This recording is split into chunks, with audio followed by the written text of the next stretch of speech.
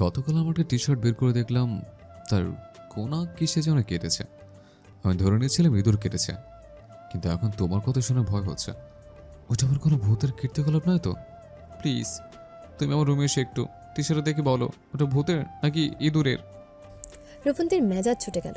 এদিকে সে মরছে ভূতের ভয়, ওদিকে এই লোক তাকে নিয়ে মজা করছে। সত্যি সত্যি যদি সে ভূতের উপস্থিতি অনুভব না করতো তবে কি সেখানে আসতো? বিশেষ করে এত রাতে এই বধ পুরুষের সম্মুখে কখনো আসতো না। লোকটা ভাবেই কি নিজেকে নিজে? ফুঁসে উঠল রূপন্তী। কিছুটা রুক্ষ কণ্ঠে বলল, আপনি কিন্তু এখন আমাকে অপমান করছেন। যার মান আছে তাকে অপমান করা যায়। তোমার মান আছে নাকি যে অপমান করবো? আছে তো সে আদিকালের বুড়া বুড়ির ন্যায় ভূতের ভয়। এবার সত্যি সত্যি ভীষণ অপমানিত বোধ করলো রূপন্তী। তাকে আদিকালের বুড়ো বুড়ির সাথে তুলনা করলো এই লোক। মনের মধ্যে থেকে মুহূর্তে ভূতের ভয় সরে গিয়ে সেখানে জমা হলো বিভানের প্রতি এক রাস ক্রোধ। তেতে উঠে বলল, আমার আপনার কাছে আসাই ভুল হয়েছে। আমার আগেই বোঝা উচিত ছিল আপনি একটা পাষাণ নির্দয় লোক। আপনি আর যাই হোক আমাকে কোনো সাহায্য করবেন না। বলছো যখন, তাহলে এখানে দাঁড়িয়েছো কেন? আমার চোখের সামনে থেকে দূর হও। রূপন্তী এবার যেন তীব্র অপমান বোধ আর ক্রোধে রিরি করে উঠল। আর এক মুহূর্তেও দাঁড়ালো না সেখানে। ভূতের ভয়কে উপেক্ষা করে পা বাড়ালো কক্ষের পানে।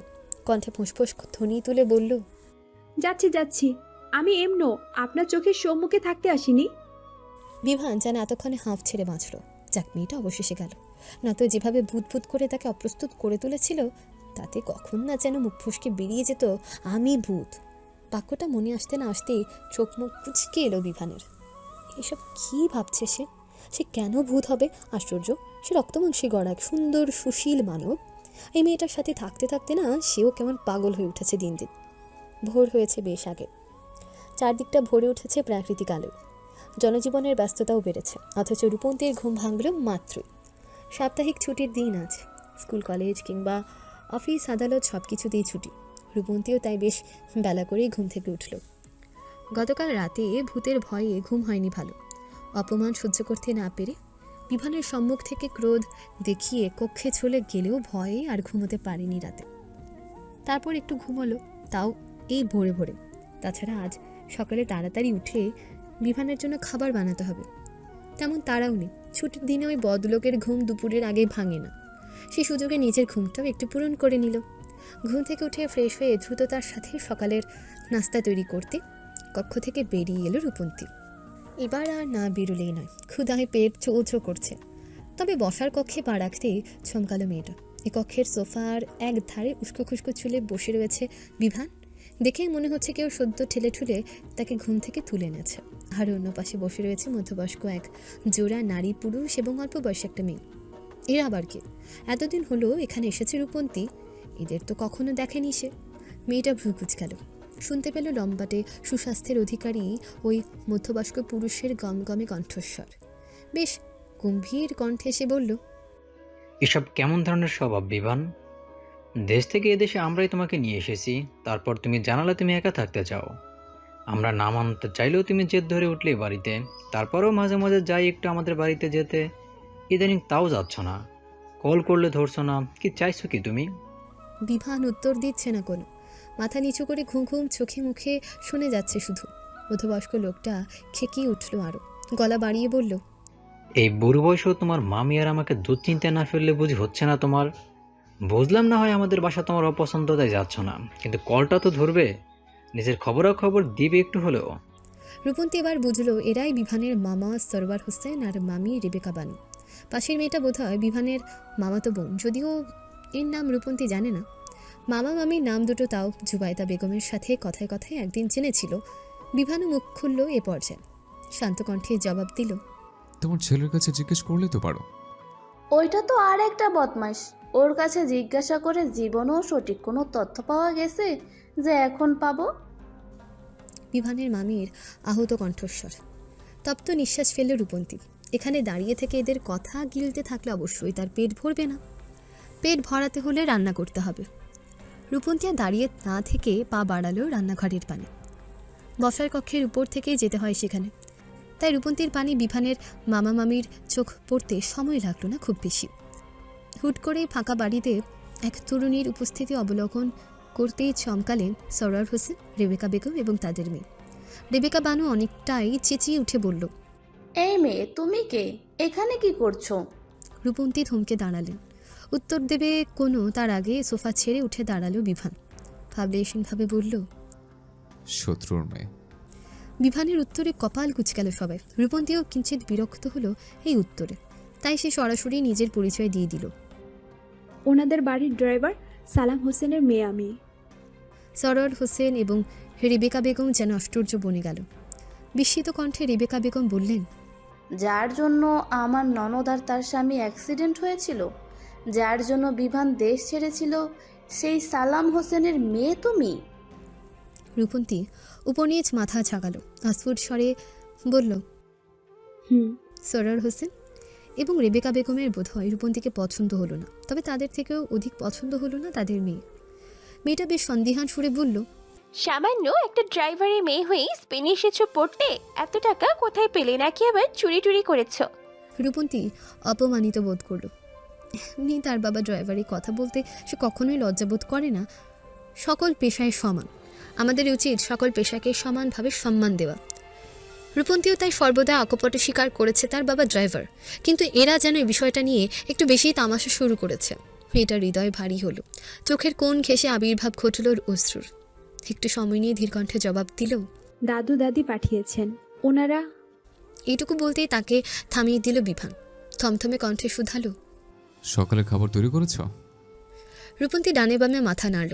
কণ্ঠে আওয়াজ তুলে কোনো উত্তর দেওয়ার পূর্বে ভেসে এলো এক পুরুষালী কণ্ঠস্বর।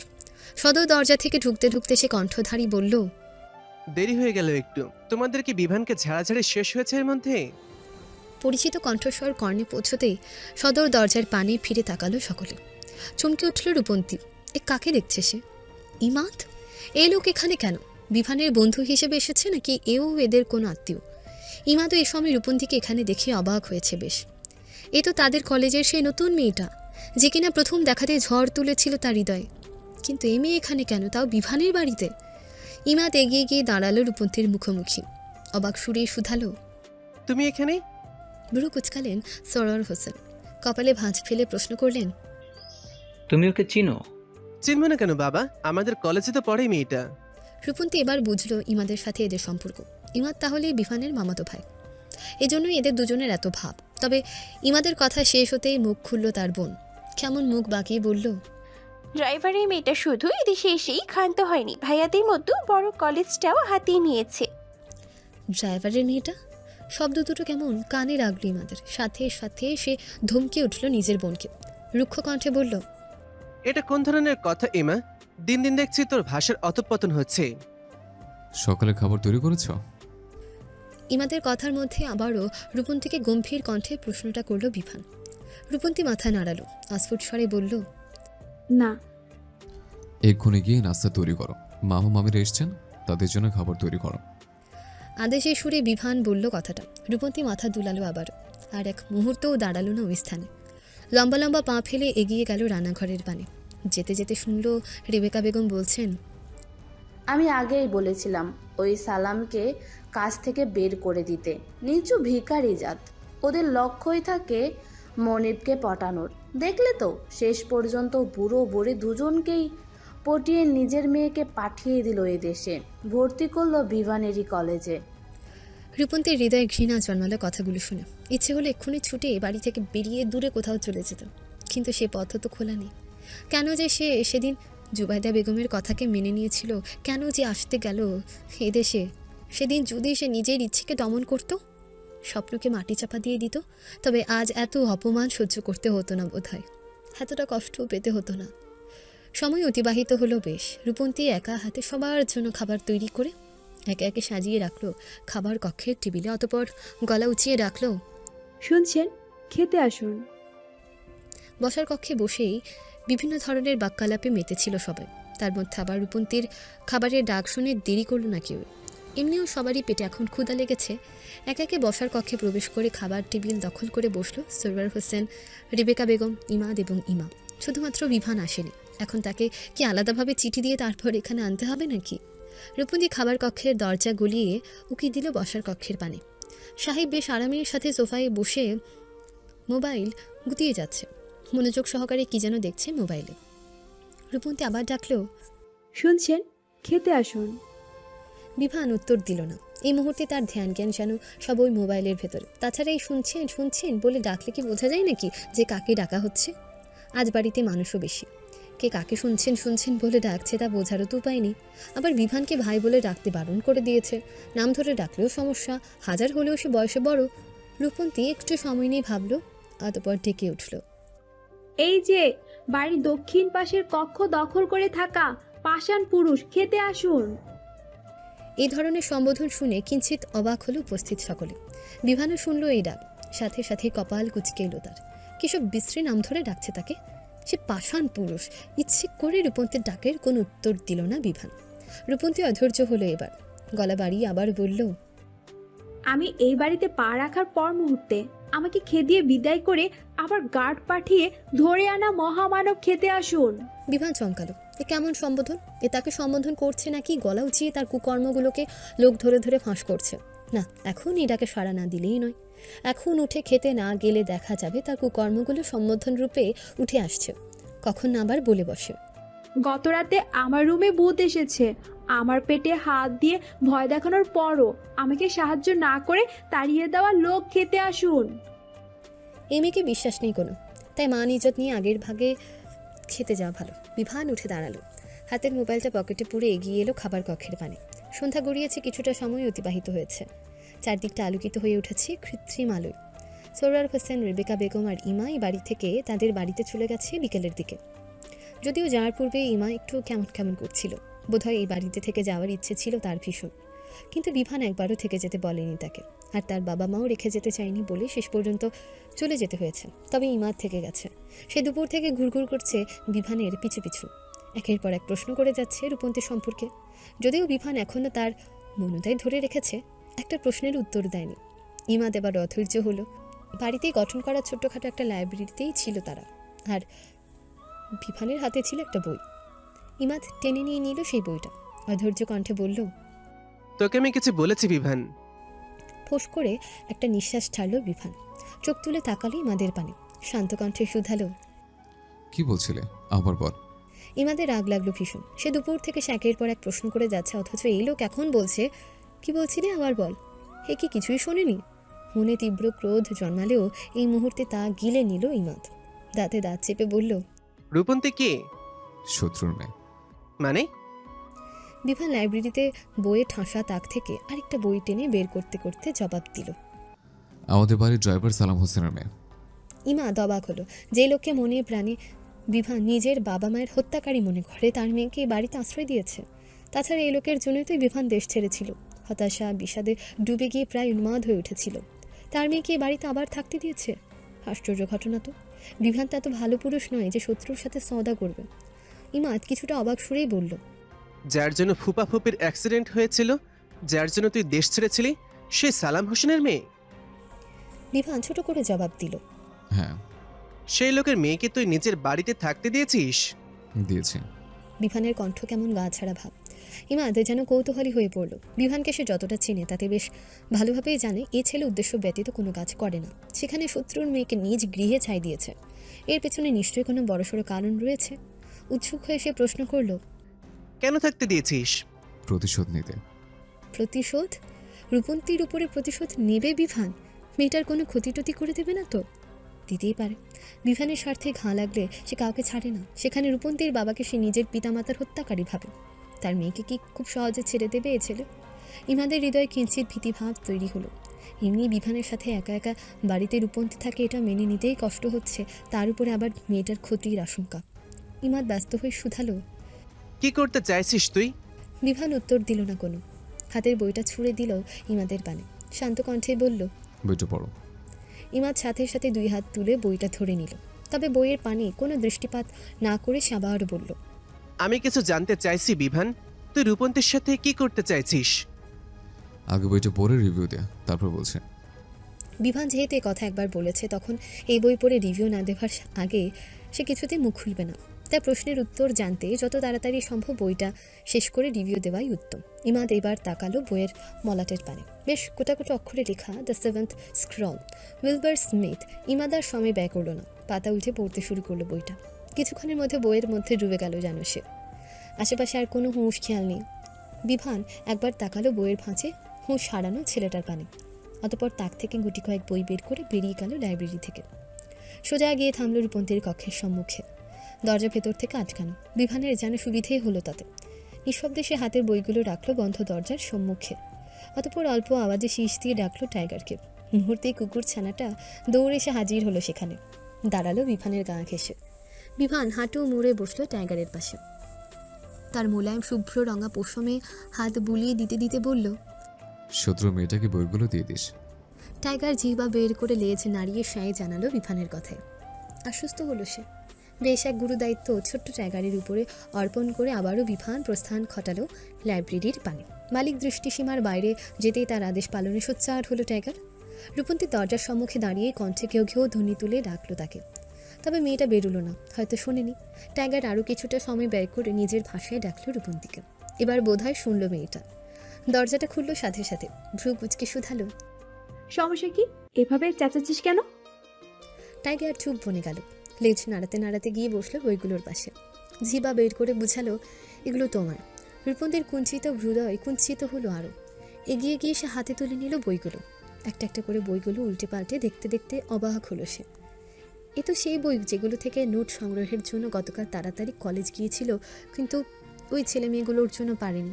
কিন্তু এগুলো এখানে কিভাবে এলো? কে রেখে গিয়েছে বইগুলো? এই বোবা টাইগার নামক মূর্খ প্রাণীর তো আবার এত ক্ষমতা নেই যে সে বইয়ের নাম দেখে চিনে চিনে এখানে নিয়ে আসবে। এ নিশ্চয়ই অন্য কারো কর্ম, কোনো মানুষের। তবে কি বিভান রেখে গেছে এখানে এই বইগুলো? প্রশ্নটা মনে আসার সাথে সাথে রূপন্তীর মন তীব্র প্রতিবাদ করে উঠল। না না, বিভান নামক ওই পাষাণ পুরুষ এটা হতেই পারে না। সে পারলে রূপন্তীকে অপমানে অপমানে কাহিল করে তুলবে, কিন্তু উপকার করবে না। তবে কি ইমাদ? হতে পারে সে, কারণ আজ তো সেও এই বাড়িতেই থেকে গেছে।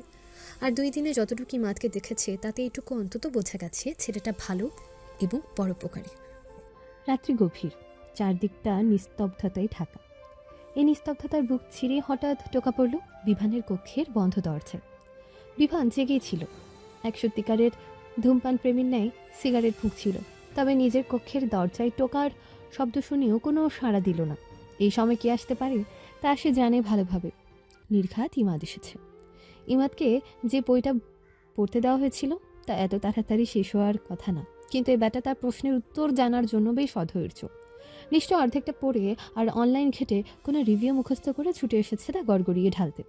বিভান দরজা খুলল না। ইমাদ যেন অস্থির হয়ে পড়ল আরও। এবার বেশ জোরে জোরে দরজা ধাক্কাধাক্কি শুরু করলো। গলা উঁচিয়ে বলল, আমার বইটা পড়া শেষ, রিভিউ দেব, তাড়াতাড়ি দরজা খোল। বিভান একবার তাকালো দরজার পানে, অতপর সিগারেটে একটা টান দিয়ে ধোঁয়াগুলো হাওয়ায় উড়িয়ে দিতে দিতে আধর বাঁকিয়ে হাসলো একটুখানি, কিন্তু সাড়া দিল না কোনো। তবে এদের এত দরজা ধাক্কাধাক্কি উচ্চকণ্ঠে ডাকাডাকিতে ঘুম ভেঙে গেল রূপন্তীর। বিছানা ছেড়ে উঠে এসে দরজা খুলল সে। একটু এগিয়ে এসে দাঁড়ালো ইমাদের নিকট। ঘুম ঘুম চোখ মুখে শুধালো, কি হয়েছে? এত রাতে এতটা চিৎকার চেঁচামেচি জুড়িয়েছেন যে? ইমাদ কিছুটা অপ্রস্তুত হলো। জোরপূর্বক হেসে জবাব দিল, ইস, তোমার ঘুম ভাঙিয়ে দিলাম, দুঃখিত। আমার আসলে বিভানের সাথে একটু দরকারি কাজ ছিল তো, তাই এত রাতে দরজা ধাক্কাধাক্কি করছি। বিভানের কপালে ভাঁজ পড়ল। রূপন্তী উঠে এসেছে? বাইরে দাঁড়িয়ে এত রাতে কথা বলছি ইমাদের সাথে। এতক্ষণ ইমাদ এত ডাকাডাকির পরেও বিভানকে নড়াতে পারেনি, অথচ রূপন্তীর কণ্ঠস্বর শ্রবণে এক লাফে বিছানা ছেড়ে দাঁড়িয়ে গেল সে। হাতে সিগারেটের মস্তকটা চেপে ধরল পাশের দেয়াল। আগুনটা নিভতেই সিগারেটটা ময়লার ঝুড়িতে ফেলে লম্বা লম্বা ফেলে এগিয়ে এলো দরজার পানে। খুলল দরজাটা। আশেপাশে একবার তাকিয়ে দেখে নিল রূপন্তীকে। অতপর থমথমে কণ্ঠে ইমাদকে বলল, ভিতরে আয়। ইমাদও আর কথা বাড়ালো না।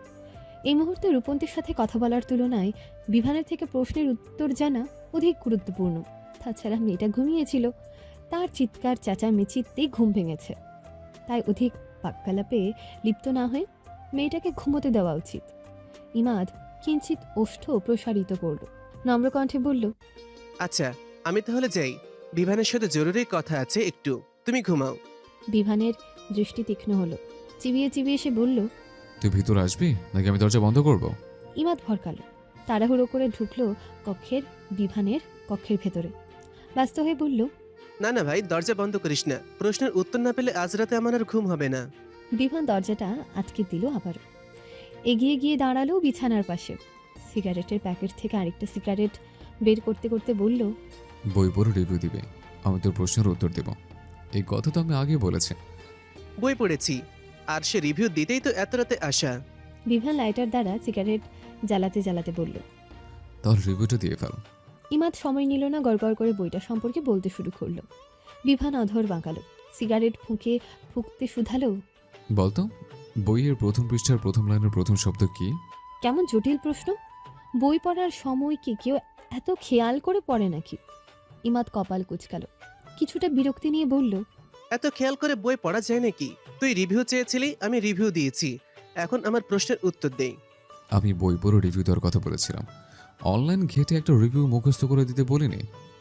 ধরা পড়ে আমতা শুরু করলো ইমাদ, সাথে বিরক্তিও বাড়ল তার। এই ব্যাটার কাছে একটা মিথ্যা বলেও শান্তি নেই, কিভাবে যেন সব ধরে ফেলে। সময়টাই নষ্ট। এর থেকে এই সময়টা বসে বসে যদি বইটার আরেকটু পড়তো তাহলে আগানো যেত। শুধুই অনলাইন ঘেটে এই রিভিউ মুখস্থ করলো। ফোঁস করে একটা নিঃশ্বাস ফেললো ইমাদ, একটু সময় নিয়ে বলল, একটা কথা ছিল আমার। বলে ফেল। এভাবে একা একা বাড়িতে দুজন প্রাপ্তবয়স্ক নারী পুরুষ মানে রূপন্তী এবং তুই থাকছিস, ব্যাপারটা কেমন বিদঘুটে লাগছে না? বিভান তাকালো ইমাদের পানে, শীতল কণ্ঠে বলল, যে দেশে লিভিনের প্রচলন রয়েছে সে দেশে ছোটবেলা থেকে বসবাস করেও আজ হঠাৎ প্রাপ্তবয়স্ক নারী পুরুষের এক বাড়িতে থাকা নিয়ে তোর মাথা ব্যথা শুরু হলো। ইমাদ হামতামতা শুরু করলো, ইতস্তত করে বলল, না মানে বাঙালি তো, দিন শেষে মনের মধ্যে হালাল হারাম ভালো মন্দ নিয়ে একটা খুঁতখুঁতানি থেকেই যায়। বিভানের দৃষ্টি তীক্ষ্ণ হলো, থমথমে কণ্ঠে সে বলল, এক বাড়িতে থাকছে, এক কক্ষে না। এক বাড়িতে থাকলেও আমাদের দিনের মধ্যে দু একবার দেখা হয় কিনা সন্দেহ। আর যাই হোক, শত্রুর মেয়ের প্রতি আমার কোনো ইন্টারেস্ট নাই। ইমাদ যেন একটু হলেও ভরসা পেল। একটা মানুষ যতই আধুনিক হোক না কেন, প্রিয় মানুষের ক্ষেত্রে একটু খুঁতখুঁতানি ভাব থেকেই যায়। নিজের সব কিছু সানন্দে অন্যদের সাথে ভাগ করে নেওয়া গেলেও প্রিয় মানুষটাকে খুব সহজে ভাগ করা যায় না। তেমনই এ বাড়িতে পা রাখার পরবর্তীতে যখনই ইমাদ শুনেছিল বিভান আর রূপন্তী এক বাড়িতে থাকে, তখনই হৃদয়ে একটা হিংসাত্মক মনোভাব, ভয় সৃষ্টি হয়েছিল। তবে বিভানের ইন্টারেস্ট নেই শুনে একটু হলেও আশ্বাস পেল ছেলেটা।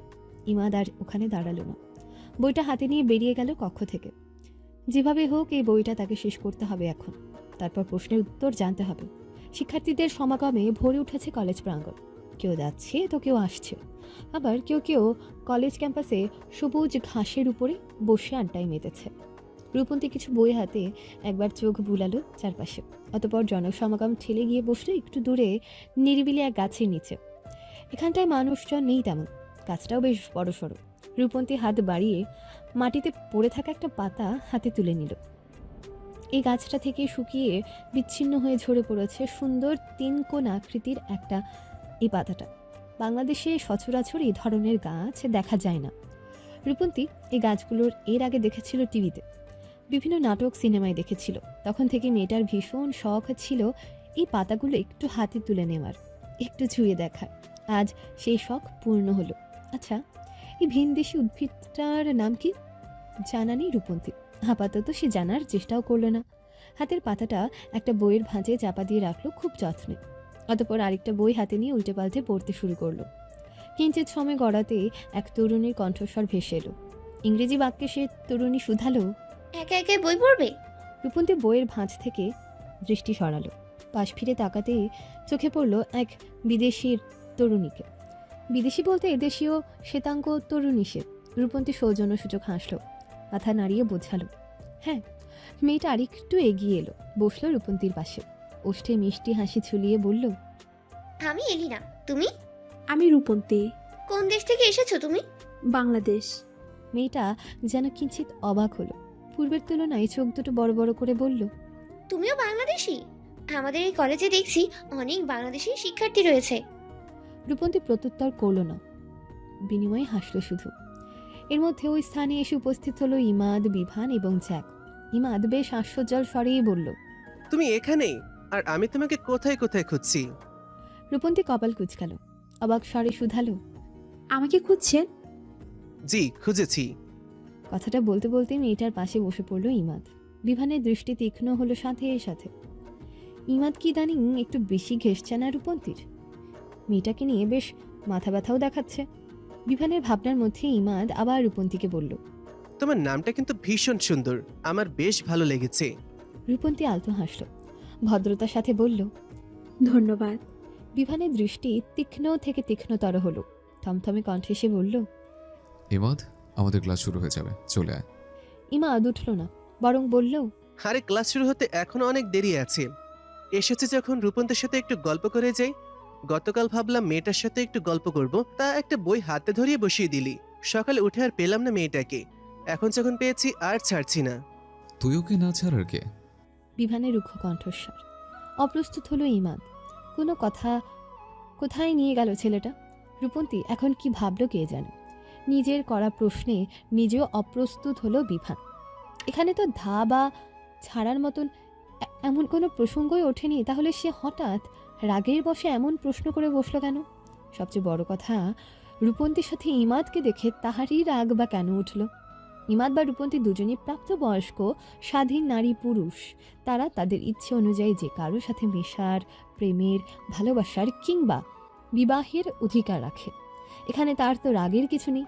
পরক্ষণে হঠাৎ বিভানের হৃদয়ে আবার কড়া নাড়ল, প্রেমের, ভালোবাসার কিংবা বিবাহের অধিকার রাখে।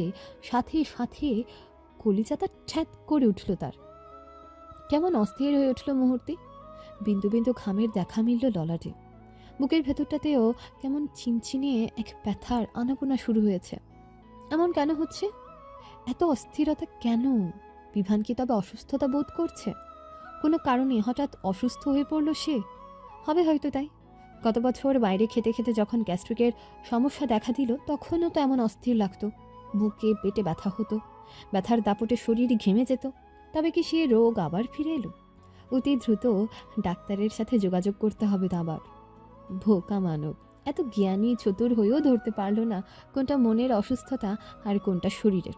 মনের ব্যথা নিয়ে সে চিন্তা করছে ডাক্তারের কাছে ছোটার, কিন্তু ব্যথা কি আর সে সারাতে পারবে? বিভান উল্টো ঘুরল, বুকে হাত দিয়ে জোরে জোরে কয়েকটা নিঃশ্বাস নিয়ে নিজেকে ধাতস্থ করল কিঞ্চিত। অতঃপর লম্বা লম্বা পা ফেলে এগিয়ে গেল ইমাদের নিকট। ছেলেটার বাহুতে হাত রেখে বলল, লাইব্রেরিতে চল, কিছু বই সংগ্রহ করতে হবে। ইমাদ উঠালো না, ঘাড় বাঁকিয়ে বিভানের পানে তাকিয়ে বলল, জ্যাককে নিয়ে যা। জ্যাককে দিয়ে হবে না, তোকে লাগবে। তাহলে একটু অপেক্ষা কর, একটু পরে যাই, জাস্ট 5 মিনিট। বিভানের মেজাজ বিগড়াল। কখন থেকে সে ছেলেটাকে বলছে এখান থেকে উঠতে, এ তো কোনো কথাই শুনছে না। একের পর এক অজুহাত দিয়ে যাচ্ছে। বিভান কিছুটা চড়া গলায় এবার বলল, পাছায় সুপারগ্লু লেগেছে? তোর 2 নম্বর ন্যায় মোটা পাছে চিপকে গেছে এখানকার মাটির সাথে, উঠতে পারছিস না? লাথি মেরে ওঠাতে হবে? হেসে উঠল জ্যাক। সে খুব বেশি বাংলা না বুঝলেও বেশ অনেক বছর ধরে বিভান আর ইমাদের সাথে থাকার সুবাদে কিছু কিছু বোঝে। তেমনি কথাটাও বুঝে নিয়েছে। অপ্রস্তুত হলো ইমাদ। কি বিশ্রী কথা, তার দুটো মেয়ের সম্মুখে! যদিও এদেশেও শ্বেতাঙ্গীর তরুণী কথার মানে বোঝেনি, তবে রূপন্তী তো বুঝেছে। অবশ্যই ইমাদের কাছে বিদেশি তরুণী কোনো গুরুত্ব রাখেও না। যে গুরুত্ব রাখে সে সব বুঝে নিয়েছে। ইমা তার চোখে তাকালো রূপন্তীর পানে। মেয়েটা ঠোঁট টিপে হাসছে। লজ্জা অস্বস্তিতে হাঁসফাঁস করে উঠল বেচারা।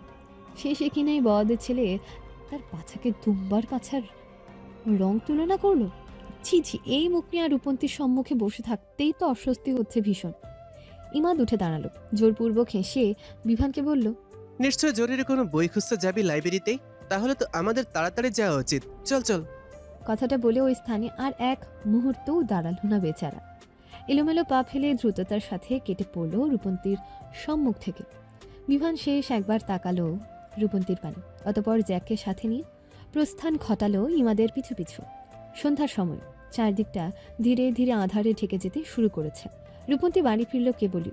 কলেজ শেষে একটা পার্ট টাইম চাকরির বিষয়ে আলোচনা করতে গিয়ে এই দেরিটা হলো। কলেজ লাইব্রেরিতে সহকারী পোস্টটা খালি হয়েছে। সকলে সাক্ষাৎ হওয়া অ্যালিনা নামক মেয়েটার থেকে তথ্যটা পেতেই তাই ছুটে গিয়েছিল রূপন্তী। কতদিনই বা এই বাড়িতে থাকা যাবে, তাও রান্নার লোক হিসেবে। যত দ্রুত সম্ভব একটা ছোটোখাটো চাকরির ব্যবস্থা করে হোস্টেলে উঠতে হবে। এই বাড়িতে থাকার প্রতিটি মুহূর্তই যেন মেয়েটার জন্য অপমান এবং কষ্টকর। আগে তো তাও বিভান একা অপমান করত, এখন আবার জুটেছে তার মামা মামি মামাতো বোন এসে অপমান করেছে। দীর্ঘশ্বাস ফেলল রূপন্তী। দরজা গলিয়ে গৃহের ভেতরে পা রাখতেই ভেসে এলো বিভানের কণ্ঠস্বর। বেশ থমথমে কণ্ঠে জিজ্ঞেস করলো, কোথায় গিয়েছিলে? এত দেরি হলো? রূপন্তী থমকে দাঁড়ালো। বিভানের প্রশ্নের উত্তর দিতে গিয়েও থেমে গেল। এখন যদি সে সত্যিটা বলে দেয়, অর্থাৎ চাকরি খুঁজতে যাওয়ার ব্যাপারে বলে, তাহলে এই লোক কোনো ঝামেলা করলেও করতে পারে। এমনিও তো তার কোনো ভালো এর সহ্য হয় না। রূপন্তী কথা ঘুরালো, কপাল কুঁচকে বলল, যেখানে খুশি গিয়েছিলাম তা আপনাকে বলতে হবে কেন? হুম হুম। তুমি আমার বাড়িতে থাকছো।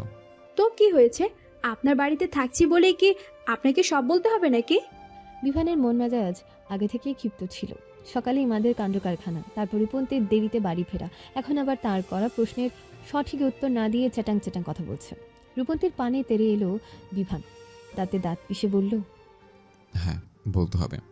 আমার বাড়িতে থাকছো তুমি, আমার পয়সায় খাচ্ছ, সুতরাং কোথায় যাচ্ছ, কি করছো, সব বলতে হবে তোমাকে। লোকটা আবারও থাকার খোঁটা দিল, সাথে খাওয়ার খোঁটাও দিচ্ছে। কি সাবলীল ভাবে! ভিখারিকে একবেলা খাইয়েও তো মানুষ এভাবে খাবার খোঁটা দেয় না, যেভাবে বিভান দিচ্ছে। পৃথিবীতে সবচেয়ে বড় অপমান বোধ হয় এই খাবারের খোঁটা দেওয়া। কি বিদঘুটে লাগে শুনতে। লজ্জা অপমানে মুষড়ে পড়ে হৃদয়। এতদিনের অপমান তাও একটা পদে ছিল, কিন্তু আজ এই খাবার খোঁটাটা একটু ভিন্নভাবেই আঘাত করল রূপন্তীর হৃদয়। তাছাড়া সে কি ইচ্ছাকৃতভাবে খাচ্ছে নাকি বিভানের পয়সায়? রেস্টুরেন্টে চাকরি নিয়েছিল, সেখান থেকে যা পেত তার দ্বারাই তো পেট চালাতে চেয়েছিল। তারপর একটু ঠিকঠাক হয়ে হোস্টেলে সিট পেলে সেখানে উঠতে চেয়েছিল।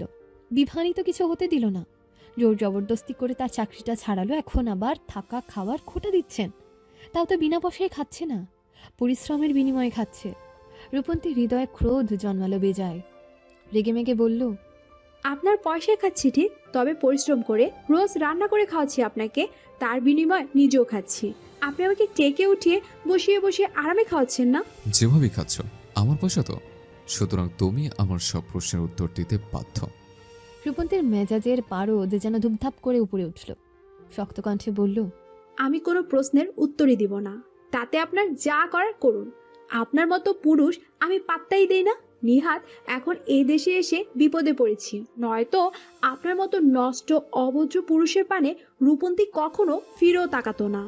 বিভানের চোখে মুখে রক্তিম আভা ছড়িয়ে পড়ল। ক্রোধে থরথরিয়ে কেঁপে উঠল যেন শরীরখানা। এইটুকু পুচকে মেয়ে কিনা তাকে এতটা বাজেভাবে অপমান করলো, তাও তার অপ্রিয় শত্রুর মেয়ে। আজ অবধি যেখানে কেউ তার মুখের উপরে কথা বলার সাহস দেখায়নি, সেখানে এই অপ্রিয় শত্রুর মেয়েটা নাকি তাকে পাত্তা দেয় না। তাহলে কাকে পাত্তা দেয়? আবার কত বড় অশ্লীল ভাষা ব্যবহার করে বলল, আপনার যে বাল ছাড়ার ছিলেনি। নিজেকে আর নিয়ন্ত্রণ করতে পারল না বিভান। হাত উঁচিয়ে ঠাস করে একটা থাপ্পড় মেরে বসল রূপন্তীর গালে। হিসিয়ে বলল, যত বড় মুখ নয় তত বড় কথা। দয়া করে থাকতে দিয়েছে, খেতে দিয়েছে, আর আমাকে বলছো পাত্তা দাও না? তাহলে কাকে পাত্তা দাও? ওই এরিক আর আমাকে? বেশ জোরালো থাপ্পড়। মাথাটা ভনভন করে ঘুরে উঠল রূপন্তীর। নরম গালটা ব্যথায় টনটন করে উঠল তৎক্ষণাৎ। চোখ দুটো জ্বলে উঠেছে। অজান্তেই গালে হাত ছুলে গেল মেয়েটার। থমকানো দৃষ্টিতে সে চেয়ে রইল বিভানের পানে। এতদিন তো শুধু এ লোক তাকে অপমান করেছে, এখন গায়ে হাত তোলাও শুরু করেছে। এই অধিকারীকে কে দিয়েছে? 1 পয়সা খাওয়ালে 10 পয়সার অপমান করেছে, পরিশ্রম করেছে। ফুঁসে উঠল রূপন্তী। হুট করে পাল্টা একটা থাপ্পড় বসালো বিভানের গালে। দাঁতে দাঁত চেপে বলল, ছোটবেলায় কমপ্লেন না খাওয়ার দরুন একটু খাটো রয়ে গেছি, নয়তো থাপ্পড়টা আরো জোরে লাগতো। যাক, জোরে লাগা আর আস্তে লাগা মুখ্য বিষয় নয়। দ্য গ্রেটেস্ট বিহান ইয়াফিয়ার গালে যে থাপ্পড়টা যে মারতে পেরেছি, এটাই মুখ্য। থামল রূপন্তী। আবার বলল, গরিব হতে পারি, বাপ সামান্য একজন ড্রাইভার হতে পারে, 2 বেলা না খেয়ে থাকতে পারি, কিন্তু নিজের আত্মসম্মানের সাথে কখনো সমঝোতা করিনি। তবে এই দেশে এসে ভাগ্যের নির্মম খেলায় আপনার সম্মুখে বারবার নিজের আত্মসম্মানের বিসর্জন দিতে হয়েছে, তবুও চুপ ছিলাম। কিন্তু আজকে তো আপনি সীমাই অতিক্রম করে ফেলেছেন। ফের আমার গায়ে হাত তুলতে আসলে হাত ভেঙে গলায় ঝুলিয়ে দিব। বিভান হতভম্ব হয়ে পড়েছে। এই মেয়ে তাকে থাপ্পড় মারল? থাপ্পড়? তারপর আবার এতগুলো কথাও শোনালো। দিন দিন যেন এই মেয়ের সাহস বেড়ে যাচ্ছে। বিভান কটমট করল, কণ্ঠে হুঙ্কার তুলে বলল, এত বড় সাহস তোর? তুই আমার গায়ে হাত তুলি? এক্ষুনি বের হ আমার বাড়ি থেকে, বেয়াদব অসভ্য মেয়ে। রূপন্তী এমনিও এ বাড়িতে থাকবে না। এ বাড়ি থেকে চলে যাওয়ার জন্যই তো এত চাকরি খোঁজাখুঁজির তাড়া। তবে এই লোককেও আর এক ইঞ্চি ছাড় দেবে না সে। ওই যে বাংলায় একটা প্রবাদ বাক্য আছে না, মানলে তাল গাছ, না মানলে বাল গাছ। এতদিন এই লোককে মেনেছে, নরম ভাষায় কথা বলেছে বলেই বেশি বেড়ে গেছে। আর নয়, আর একে মেনে চলবে না রূপন্তী। তাতে কি হয় দেখা যাবে। মেয়েটা চোখে চোখ রাখলো বিভানের, শক্ত কণ্ঠে বলল, এই বাড়ি শুধুমাত্র আপনার নয়, এই বাড়ি আপনার দাদা দাদিরও। আর তারাই আমাকে এখানে পাঠিয়েছেন। সুতরাং আমি এই বাড়িতে থাকবো এখানেই। আপনার সমস্যা হলে আপনি এই বাড়ি থেকে বেরিয়ে যান। বিভান এতক্ষণ শুধুমাত্র হতবাক হচ্ছিল এই মেয়ের আচার আচরণে। তবে এবার যেন বেহুশ হওয়ার উপক্রম। তার বাড়ি থেকে তাকিয়ে বলছে মেয়ে বেরিয়ে যেতে। বিভান হাত উঁচিয়ে নিজের তর্জনী আঙুলটা তাক করলো রূপন্তীর পানে, কটমট করে বলল, দেখ।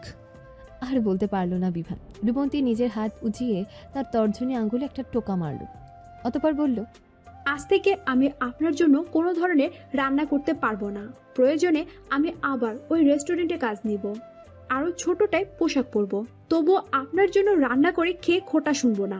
তুমি মুহূর্তে তুই তুকারি থেকে আবারও তুমিতে ফিরে এলো বেচারা। রূপন্তী ভেঙচি কাটল। বিভানের কোনো কথা না শুনে পা বাড়ালো নিজের কক্ষের পানে। বিভান গলা উছালো, শাসিয়ে বলল, বাড়ির বাইরে পা রেখে দেখো, আমি তোমার ঠ্যাং ভেঙে ঘরে বসিয়ে রাখবো। রূপন্তী নিজের পা চালনা বন্ধ করল, পেছন ঘুরে দৌড়ে এসে দাঁড়ালো বিভানের মুখোমুখি। চোখ ছোট ছোট করে বলল, আপনি না একটু আগে আমাকে বাড়ি থেকে বেরিয়ে যেতে বললেন?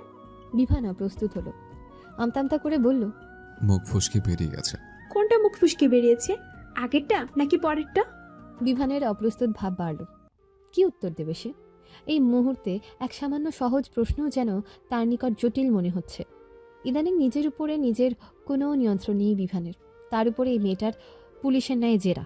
না পারছে রূপন্তীকে সে ছাড়তে, আর না পারছে পুরোপুরিভাবে ধরতে।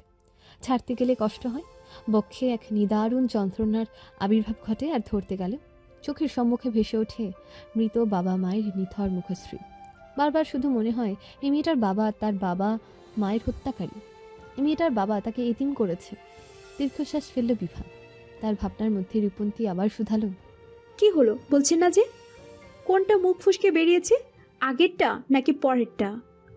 এলোমেলো দৃষ্টি ফেলল ছেলেটা, সাথে বিরক্ত হলো বেজায়। মেয়েটা যেন জোকের ন্যায় ধরেছে তাকে। মুখ ফসকে না হয় দুটো বাক্য বেরিয়ে গেছে, সেটা নিয়ে আবার প্রশ্ন করতে হবে কেন? কি এক ঝামেলা। কিন্তু এখন এখানে আর দাঁড়ানো যাবে না, নয়তো এমনি প্রশ্ন করতে করতেই তার গলায় ফাঁস পুড়িয়ে দেবে। একটু সময় নিল বিভান, এরপর কিছুটা অপ্রস্তুত কণ্ঠে জবাব দিল, দুইটাই। শব্দটা কোনোমতে দুই ওষ্ঠ নাড়িয়ে উচ্চারণ করে নিজ কক্ষের পানে হাঁটা লাগালো ছেলেটা। কপালে ভাঁজ পড়ল রূপন্তী। তৎক্ষণাৎ পেছন থেকে ডেকে বলল, আর কোথায় যাচ্ছেন? আমার প্রশ্নের উত্তর তো দিলেন না। বিভান দাঁড়ালো না একটু, এমনকি ফিরলও না রূপন্তীর পানে। যত্রতত্র পায়ে সোজা ঢুকে গেল নিজ কক্ষে। আবার শব্দ করে আটকেও দিল কক্ষের দরজাটা। রূপন্তী হতবাক হলো। কি হলো ব্যাপারটা? এতক্ষণ তো বেশ চোটপাট দেখাচ্ছিল লোকটা, তাহলে হঠাৎ পালালো কেন? তাও সামান্য একটা প্রশ্নের উত্তর না দিতে পেরে রূপন্তী কিঞ্চিত সময় নিয়ে তাকিয়ে রইল বিভানের কক্ষের বন্ধ দরজার পানে। তবে তার ছোট্ট মাথায় ঢুকলো না কিছু। হতাশার নিঃশ্বাস ফেলল মেয়েটা। চলে এলো নিজ কক্ষে, ঠাস করে শুয়ে পড়ল বিছানায়। মাথা ভর্তি এখন বিভিন্ন চিন্তা। যেভাবে হোক এ বাড়ি ছাড়তে হবে তাকে। এতদিন বিপদে পড়ে নিজের আত্মসম্মানের বলিদান দিয়ে থেকেছে বাড়িতে, কিন্তু আজকে যা হলো, এরপর আর এখানে থাকার কোনো প্রশ্নই ওঠে না। আগে তো তাও বিভান শুধু অপমান করত, কিন্তু আজ এত গায়েও হাত তুলেছে। কিন্তু সমস্যা হলো, এই বাড়ি থেকে বেরিয়ে অন্য কোথাও থাকার জন্য অর্থের প্রয়োজন। একা একটা মেয়ে মানুষ হয়ে তো আর রাস্তায় থাকা সম্ভব নয়। কিন্তু এখন অর্থের যোগান হবে কোথা থেকে? দীর্ঘশ্বাস ফেলল রূপন্তী। এই পৃথিবীতে অর্থ ব্যতীত সবাই অসহায়। দেশ থেকে আসার সময় নিজের জমানো এবং বাবা মায়ের দেওয়া যে সামান্য অর্থ এনেছিল তাতে হয়তো খাওয়াটা চলবে, কিন্তু হোস্টেলে ওঠা, বাহিরে চলাফেরা হবে না। বিছানার উঠে বসলো মেয়েটা। বাবার কাছে একবার চেয়ে দেখবে যে সে কি বলে। অবশ্য বাবার কাছে চাইলে হাজার কষ্ট হলেও বাবা তার জন্য টাকা পাঠাবে। মধ্যবিত্ত পরিবারের সন্তান রূপন্তী। বাবা সামান্য একজন ড্রাইভার। সারাদিন কতটা পরিশ্রম করে অর্থ উপার্জন করে সংসার চালাই তা সে জানে। এতদিন তাই আত্মসম্মান বিসর্জন দিয়ে হলেও এখানে থেকেছে, তবুও বাবার কাছে বলেনি। নিজের আত্মসম্মান বলিদান দিলেও বাবাকে কষ্ট দিতে চায়নি। কিন্তু এখন যে আর উপায় নেই। ব্যাগ হাতড়ে নিজের মোবাইলটা বের করে কল করলো রূপন্তী। অতপর খুব বেশি সময় না নিয়ে কল লাগালো সালাম হোসেনের নাম্বারে। সালাম হোসেন বাড়িতেই ছিলেন। এ বাড়িতে এখন শুধুমাত্র দুজন বুড়ো বুড়ির বসবাস। তারা কোথাও কাজে গেলে বা বের হলে তার ডাক পড়ে, এছাড়া সারা দিনই বসা। হুট করে মোবাইলে মেয়ের কল আসতে উষ্ঠে হাসি ফুটে উঠল সালাম হোসেনের। বড় আদরের মেয়েটা তার। দেশে থাকতে সারাদিন তার আগে পিছে ঘুরঘুর করত। যেদিন থেকে রূপন্তী বাংলাদেশ থেকে ভিনদেশে পাড়ি জমিয়েছে, সেদিন থেকে যেন তার ঘরটাও খালি হয়ে গেছে। মেয়ে ব্যতীত হৃদয়ে পড়ছে প্রতিনিয়ত। তবে কিছু করার চিনি, মেয়ের ভালোর জন্য এটুকু সহ্য যে তাকে করতেই হবে। চাপা দীর্ঘশ্বাস বেরিয়ে এলো সালাম হোসেনের বুক ছিঁড়ে। জুবাইদা বেগম যেদিন রূপন্তীর বাহিরে পড়তে যাওয়ার প্রস্তাবটা তার সম্মুখে রেখেছিলেন, সেদিনই তার ইচ্ছে হয়েছিল প্রস্তাবটা প্রত্যাখ্যান করার। বলতে ইচ্ছে হয়েছিল, আমার মেয়েকে আমি কোথাও যেতে দেব না, ও আমার কাছেই থাকবে। কিন্তু ইচ্ছে হলে কি সব করা যায়? বিশেষ করে পুরুষ মানুষদের এত নরম হলে চলে না। তাছাড়া বাহিরে পড়তে গেলে যে রূপন্তীর ভবিষ্যৎটাই উজ্জ্বল হবে। মেয়েটা তার সমাজে মাথা উঁচু করে বাঁচতে পারবে। তার মতো এক সামান্য চাকরি করে এর ওর কাছে থেকে অপমান সহ্য করে বাঁচতে হবে না। সে হয়তো তার মেয়ের গর্বের কারণ হতে পারেনি, কিন্তু তার মেয়ে অবশ্যই তার গর্বের কারণ হবে। সালাম হোসেন আর সময় ব্যয় করলেন না। এরপর আরও ভাবতে বসলে হয়তো কলটাই কেটে যাবে। দ্রুত সে কলটা ধরল, মোবাইলটা কানের কাছে নিয়ে বলল, আসসালামু আলাইকুম আম্মু, কেমন আছো? ওয়ালাইকুম আসসালাম। আলহামদুলিল্লাহ আব্বু, ভালো আছি। তুমি কেমন আছো? আম্মু ভাই তারা কেমন আছে? আলহামদুলিল্লাহ ভালো, সবাই ভালো আছে আম্মু। বাবা মেয়ের কথা চলতে রইল। আরও কিছুক্ষণ অতিবাহিত হলে এক পর্যায়ে রূপন্তী বলল,